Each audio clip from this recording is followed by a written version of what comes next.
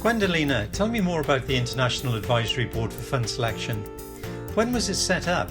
The advisory board, the International Advisory Board for Fund Selection, was set up in 2015, so 4 years ago, because the idea was to have a talk with all the leaders fund selectors around the world in order to have to get some insight on the fund selection.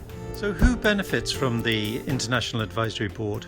Inversis and all the other asset management company participating in the International Advisory Board are taking benefit from everybody's insight, because all of us we are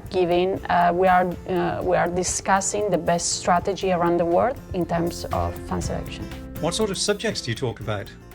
It's a broad one, because we meet twice per year, and we move from ESG to stewardship to the best practice in risk management to portfolio concentration, portfolio manager motivation. It could be everything related to fund selection. The IAB felt that implementing ESG had moved on from exclusion to a more integrated approach.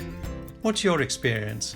What we have seen in these years effectively is that at the beginning the exclusion was the unique criteria, but then with the new requirements by clients, we see that portfolio managers are more oriented towards the inclusion criteria.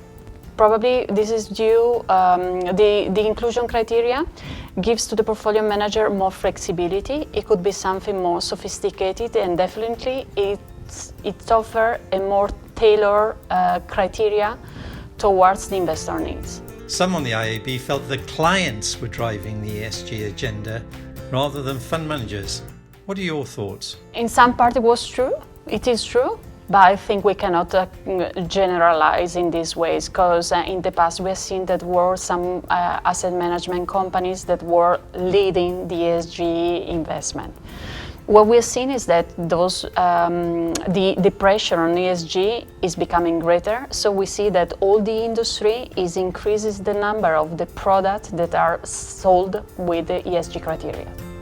The IAB also felt that fund selectors played an important role in terms of increasing awareness of ESG within the wider industry. Yes, I agree with that, because if you think to the role of the fund selector that exactly stays between a portfolio manager and the client, that's normal, it's obvious that the fund selector has a good knowledge of what's going on the ESG universe. So, fund selector can be useful both to the fund manager as to the clients, because in one part, if we look at the fund manager side, they can offer some insight, some help to the fund manager if he doesn't know or he wants to understand where the industry goes.